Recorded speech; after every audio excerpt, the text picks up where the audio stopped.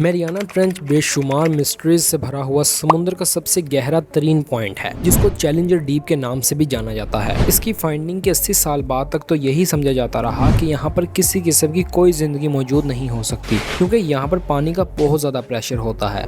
लेकिन 1960 में ये बात गलत साबित हो गई, जब पहली बार हमें पता चला कि समुद्र के इतने गहरे तरीन हिस्से में भी ऐसी ऐसी खतरनाक और खौफनाक मखलूकात मौजूद थी, जिनके बारे में ना तो आज तक हमने सुना था और ना ही कभी जाना था। सर्च द वर्ल्ड की एक और वीडियो में फिर से खुशामदीद। समुद्र का ये गहरा तरीन हिस्सा पैसिफिक ओशन के वेस्ट और मैरियाना आइसलैंड के करीब मौजूद है। इसी वजह से इसको मैरियाना ट्रेंच भी कहा जाता है। दोस्तों, जिस तरह से हमारी अर्थ की सरफेस हर जगह से फ्लैट नहीं होती, यानी कहीं पहाड़ होते हैं तो कहीं बड़े बड़े गड्ढे होते हैं, इसी तरह ओशन में बिल्कुल फ्लैट नहीं होते। ओशन में कई जगहें बहुत ज्यादा गहरी होती हैं और कई जगहें बहुत ज्यादा ऊंची होती हैं, और समुद्र के गहरे तरीन हिस्सों में मैरियाना ट्रेंच सबसे ज्यादा गहरा है। आमतौर पर समुद्र की गहराई 4 किलोमीटर होती है, जबकि 2 किलोमीटर वो पॉइंट है जहां समुद्र में सूरज की रोशनी पड़ना बंद हो जाती है और यहाँ पर पानी बर्फीला हो जाता है। लेकिन मैरियाना ट्रेंच की गहराई इससे कहीं ज्यादा है। ये गहराई 36,000 फीट यानी 11 किलोमीटर है। इस गहराई का अंदाजा इस बात से लगाया जा सकता है कि अर्थ पर मौजूद सबसे ऊंची चोटी, जिसको माउंट एवरेस्ट कहा जाता है,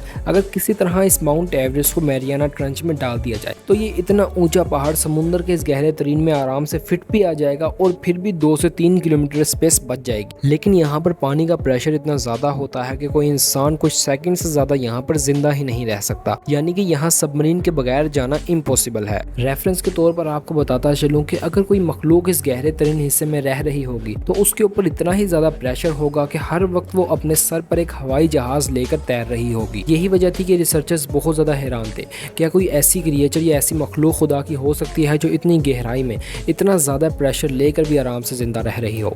फिर 1960 में डॉन वाश और जैक पैकर्ड एक सबमरीन में बैठकर 36,000 फीट नीचे पहुंचे, जहां अंधेरे के सिवा कुछ भी नहीं था। फिर सबमरीन की लाइट्स का इस्तेमाल किया गया। कुछ टाइम तक तो यहाँ पर कुछ नजर नहीं आया, लेकिन फिर ये लोग हैरान तो तब हुए जब इन्होंने ये देखा कि समुद्र की इस गहरे तरीन हिस्से में भी खुदा की मखलूकात मौजूद थी, जो कि कई लाखों सालों से इंसान से छुपकर यहाँ पर रह रही थी। रेफरेंस के तौर पर आपको बताता चलूं कि रिसर्चर्स का मानना है कि इनमें से कई जानवर ऐसे भी थे जो कि डायनासोर के वक्त होने वाली तबाही से भी बच गए थे, क्योंकि ये समुद्र की बहुत ज्यादा गहराई में थे। ये जानवर बहुत ज्यादा छोटे और बहुत ज्यादा बड़े भी हो सकते थे। अगर छोटे जानवरों के हवाले से बात की जाए तो 1960 में वो इतने ज़्यादा एडवांस नहीं थे कि अपने साथ कोई अल्ट्रा HD कैमरास लेकर जा सकते, और वो भी इतनी गहराई में जहाँ पर अंधेरे के सिवा कुछ ना था, जो कि उनको इतने छोटे छोटे जानवरों की HD तस्वीरें निकाल कर दे सकते। हाँ, अलबत्ता हमें बड़े जानवरों के हवाले से एक चीज़ ज़रूर मिलती है, क्योंकि जैक पैकर्ड ने अपनी ऑब्जर्वेशन डायरी में लिखा था कि जब वो पानी के नीचे थे तो एक बहुत बड़ी सी मखलूक उनका पीछा कर रही थी, जिसके काफ़ी बड़े बड़े दांत थे। ये लोग काफ़ी ज़्यादा डर गए थे, क्योंकि अगर ये खौफनाक चीज़ इनके साथ टकरा जाती या इनको हल्का सा भी नुकसान पहुंचाती तो इनके सबमरीन के शीशे क्रैक हो जाते और ये वहीं मर जाते। लेकिन खुशकिस्मती से वो जानवर खुद ही इनका पीछा छोड़ गया। फिर तकरीबन 20 मिनट यहाँ गुजारने के बाद इनके सबमरीन ने यहाँ रहने से जवाब दे दिया, क्योंकि पानी का प्रेशर बढ़ता जा रहा था और अब सबमरीन के शीशे खुद ब खुद क्रैक होने पर आ गए थे। अगर ये शीशे टूट जाते तो इनकी मौत पक्की थी। ताहम 20 मिनट यहाँ गुजारने के बाद ये वापस ऊपर आ जाते हैं। 1960 में तो बस यही देखा गया था। असल वाकया तो हुआ था 1985 में। लिहाजा 1985 में अमेरिका के एक जहाज जिसका नाम ग्रोमार्क चैलेंजर शिप था, इस शिप ने समुद्र की सतह से एक टेस्ट व्हीकल को मैरियाना ट्रेंच भेजा, ताकि पता लगाया जा सके कि समुद्र के इस गहरे तरीन हिस्से में कौन कौन सी मखलूकात मौजूद हैं। लिहाजा इस सबमरीन को स्टील वायर से बांधकर समुद्र में भेज दिया गया। कुछ टाइम तक तो ये सफर मामूल के मुताबिक चलता रहा, लेकिन फिर जैसे ही सबमरीन मैरियाना ट्रेंच के एरिया में दाखिल हुई, सबमरीन में बैठे क्रू मेंबर्स को इर्द गिर्द से काफी जोरदार आवाजें सुनाई देने लगी। फिर अचानक से सबमरीन को किसी जानवर ने पकड़ लिया और नीचे से काफी जोर से खींचने लगा। ये खिंचाव इतना ज्यादा तेज था कि स्टील वायर्स तक टूटने लगी थी। फिर काफी देर तक खींचने के बाद उस जानवर ने खुद ब खुद ही इनकी सबमरीन को छोड़ दिया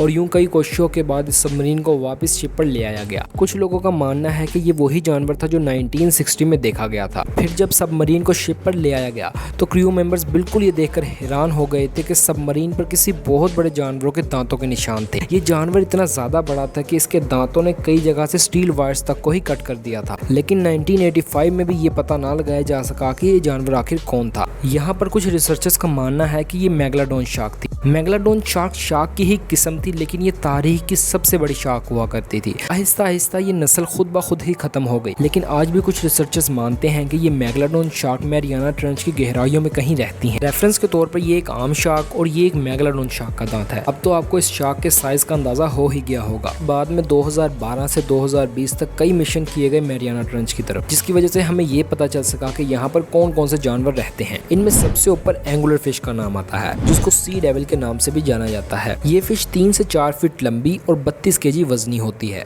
इसके सर पर एक रोड लगा होता है और इस रोड के एंड पर एक ब्लू लाइट होती है। ये इस लाइट को अपनी मर्जी से जला और अपनी मर्जी से ही बुझा सकती है। नॉर्मली ये इस लाइट को अपने शिकार को फंसाने के लिए इस्तेमाल करती है। जब कोई छोटा जानवर इस ब्लू लाइट को देखते हुए इसके करीब आता है तो ये उस पर हमला कर देती है। दूसरे नंबर पर यहाँ एक सी कुकम्बर नामी जानवर भी पाया जाता है। ये जानवर 6 फीट लंबा होता है, जबकि 2500 ग्राम वजनी होता है। ये ज्यादातर अपनी जिंदगी समुद्र पर रेंग कर ही गुजारता है। हाँ, अलबत्ता ये इंसानों के लिए ज्यादा खतरनाक नहीं होता। यहाँ चुनिकेट की भी एक किस्म पाई जाती है, जिसको प्रेडेटरी चुनिकेट कहा जाता है। ये रंग में ट्रांसपेरेंट होता है और मोस्टली अपना मुंह खोल कर रखता है। ये शिकार करने में काफी ही ज्यादा तेज होता है। जैसे ही कोई जानवर इसके मुंह के पास से गुजरता है, ये अपना मुंह फौरन ही बंद कर लेता है। यहाँ स्नेल फिश नामी एक फिश भी पाई जाती है, जो कि 9 किलोग्राम वजनी होती है। ये आज तक की डिस्कवर होने वाली वो वाहिद फिश है जो कि समुद्र के गहरे तरीन हिस्से में पाई जाती है। इसको रिसेंटली 2022 में डिस्कवर किया गया था और माना जाता है कि ये कुदरत की सबसे मजबूत तरीन क्रिएचर है। मसलन ये समुद्र के ऐसे डीपेस्ट पॉइंट में पाई जाती है जहाँ का प्रेशर इतना ज्यादा होता है कि इस फिश पर हर वक्त हाथियों का एक झुंड खड़ा होता है, लेकिन फिर भी ये समुद्र के इस गहरे तरीन हिस्से में आराम से तैर लेती है।